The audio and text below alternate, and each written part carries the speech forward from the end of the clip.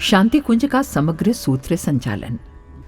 सूत्र संचालिका के रूप में माताजी यद्यपि अपने शांति कुंज आगमन के समय से ही क्रियाशील थीं, लेकिन गुरुदेव के हिमालय से वापस लौटने के बाद उन्होंने फिर से अपने आप को परोक्ष भूमिका में समेट लिया था। ऐसा करने के पीछे किसी तरह के अयोग्यता जन्य कारण नहीं थे, बल्कि वे श्रेय और यश कामना विहीन अपनी गुरु, मार्गदर्शक और आराध्य के प्रति पूर्णतया समर्पित साधिका का आदर्श प्रस्तुत करना चाहती थीं। वे स्वयं जीकर अपने बच्चों को बताना चाहती थीं, सिखाना चाहती थीं कि शिष्यत्व क्या होता है, शिष्य कैसा होता है, साधना में समर्पण का क्या महत्व है। सर्वेश्वरी माँ के अतिरिक्त भला और कौन अपने बच्चों के लिए ऐसा त्यागमय, कष्टमय एवं आदर्शपूर्ण जीवन जिएगा। आध्यात्म साधकों के लिए माताजी की यह जीवन शैली कितनी ही आदर्श निष्ठ क्यों न हो, पर मिशन को उनके कुशल नेतृत्व की आवश्यकता थी। गुरुदेव की हिमालय से वापसी इसी शर्त पर हुई थी कि वे पूर्ण एकांत में सतत उच्च स्तरीय आध्यात्मिक प्रयोगों में संलग्न रहेंगे। इसी के चलते गुरुदेव समय समय पर माताजी को अकेले शांति कुंज ही नहीं, संपूर्ण मिशन के सूत्र संचालन के लिए प्रशिक्षित एवं प्रोत्साहित करते रहते थे। शक्तिपीठों में आदि शक्ति की प्राण प्रतिष्ठा के लिए जब वे प्रवास पर गए, तब उनका यह आग्रह काफी बढ़ गया। प्रवास के दौरान वे माताजी को प्रतिदिन एक पत्र लिखकर अपने कार्यों का ब्यौरा भेजा करते थे। डाक व्यवस्था में गड़बड़ी के कारण पहले के पत्र पीछे और पीछे के पत्र पहले पहुंच सकते हैं, ये सोचकर वो प्रत्येक पत्र में पत्र संख्या लिखना नहीं भूलते थे। प्रतिदिन लिखे जाने वाले ये पत्र अभी भी शांति कुंज में सुरक्षित हैं। इन सभी पत्रों में यदि किसी भी एक सार तत्व की खोज की जाए तो वो यही है कि गुरुदेव माताजी को मिशन के प्रत्यक्ष सूत्र संचालन हेतु तैयार कर रहे थे। इन पत्रों की भाषा और शैली से बार बार यही सत्य ध्वनित होता है कि माताजी सूत्र संचालन का कार्यभार अपने समर्थ हाथों में लें। शक्तिपीठों का प्रवास कार्यक्रम समाप्त होने के कुछ ही समय बाद गुरुदेव पर असुरता ने हमला कर दिया। ये घटना सन 1984 के प्रारंभ की है। आसुरी शक्तियों ने अपने नीच गुणों के अनुरूप एक व्यक्ति को माध्यम बनाकर गुरुदेव पर आक्रमण किया। उस समय शांति कुंज में कल्प साधना सत्र चल रहे थे। शिविर में भागीदार होने आए सभी परिजन अपने साधनात्मक कार्यक्रमों में व्यस्त थे। उन दिनों गुरुदेव सभी के लिए प्रायः सभी समय सर्वसुलभ हुआ करते थे। इसी का लाभ उठाकर वो दुष्ट व्यक्ति ऊपर गया और उसने उन पर प्राणघातक हमला कर दिया। हालांकि गुरुदेव के समर्थ प्रतिरोध के कारण उसे बहुत ज्यादा सफलता न मिली और वो डरकर भाग निकला। एक तरह से करुणामूर्ति गुरुदेव ने स्वयं ही उस कायर और डरपोक को भाग जाने का अवसर दिया।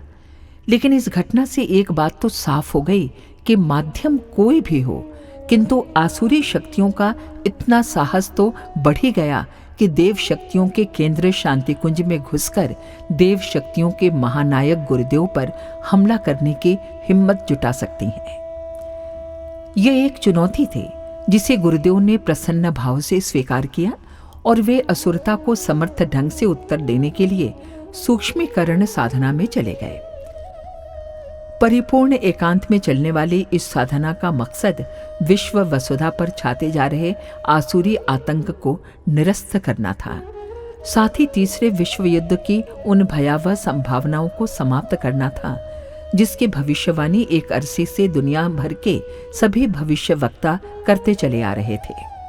सन 1984 की रामनवमी को इस तरह की योजनाबद्ध रीति से गुरुदेव के एकांत में चले जाने के बाद मिशन के सूत्र संचालन का सारा दायित्व माताजी पर आ गया। इस दायित्व के साथ एक अन्य गुरुतर दायित्व भी उन पर था। वो गुरुदेव द्वारा की जाने वाली अत्यंत दुष्कर एवं दुरूह सूक्ष्मीकरण साधना में वो उनकी समर्थ सहयोगिनी भी थी। गुरुदेव इन दिनों जिस सूक्ष्मीकरण साधना को कर रहे थे वो योग और तंत्र का मिला जुला अत्यंत उच्च स्तरीय और गोपनीय प्रयोग था। इसकी दुरूहता और दुष्करता को इसी सत्य से समझा जा सकता है कि ब्रह्मऋषि विश्वामित्र के बाद से सृष्टि के आध्यात्मिक इतिहास में किसी ने भी इसे करने की हिम्मत नहीं जुटाई थी। इसी से सोचा जा सकता है कि इसके महानुष्ठान को करने वाले और इस कार्य में उनका समर्थ सहयोगी बनने वाले में कितनी असाधारण आध्यात्मिक योग्यता और साधनात्मक समर्थता की आवश्यकता थी।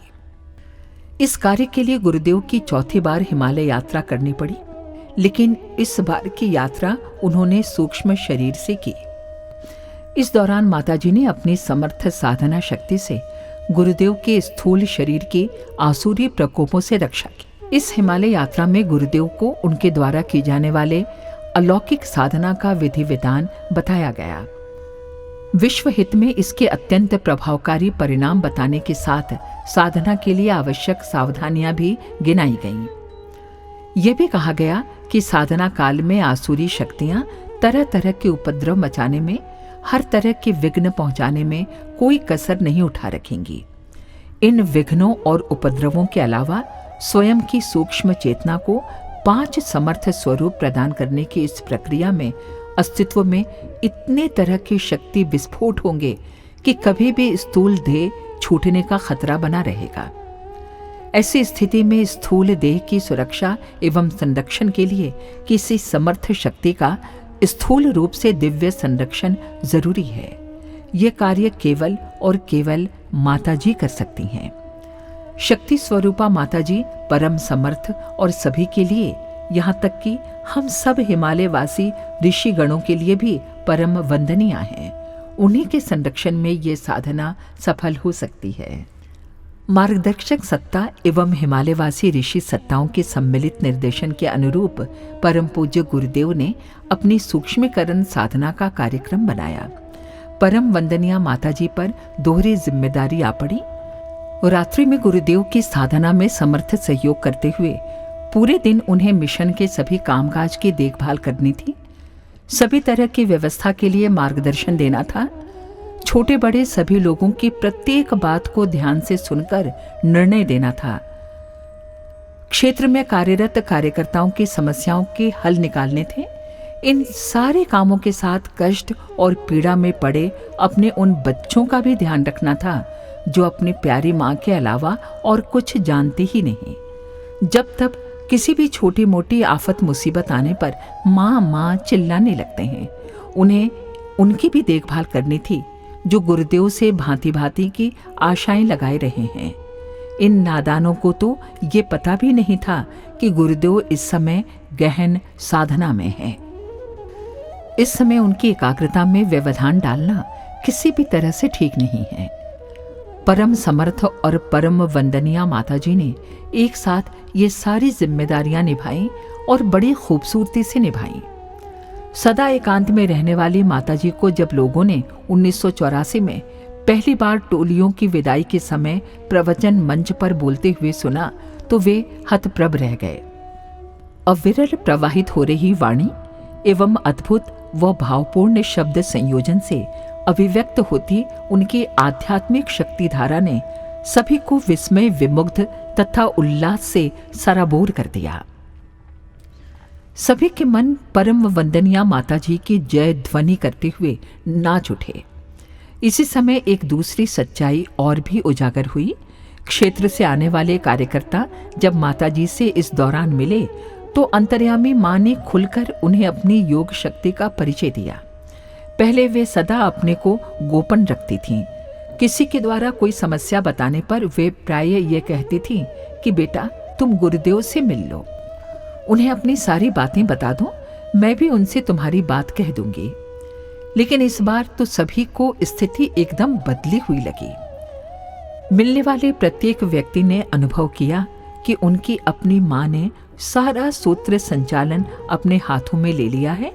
और मां जब सूत्र संचालिका होती है तो वो कोई प्रशासिका एवं व्यवस्थापिका नहीं होती, वो तो व्यवस्था और प्रशासन के माध्यम से भी दोनों हाथों से अपने मातृत्व को, अपने वात्सल्य को लुटाती है। परम वंदनीय माताजी तो मिशन की व्यवस्था एवं प्रशासन की सामान्य लौकिक शक्तियों के साथ अपने उच्च स्तरीय आध्यात्मिक शक्तियों को लुटाने लगी थीं। सभी पर उनके आशीष बरसने लगे थे। सर्वेश्वरी अपनी समस्त संतानों पर अतिशय कृपालु हो उठी थी। समस्त सूत्र संचालन में उनका मातृभाव छा गया था। वे अपने आंचल से आशीषों की वृष्टि कर रही थीं। हमारे YouTube चैनल शांति कुंज वीडियो गायत्री परिवार को सब्सक्राइब करें एवं बेल आइकन जरूर दबाएं ताकि गायत्री परिवार की विभिन्न गतिविधियों की जानकारी आपको मिलती रहे।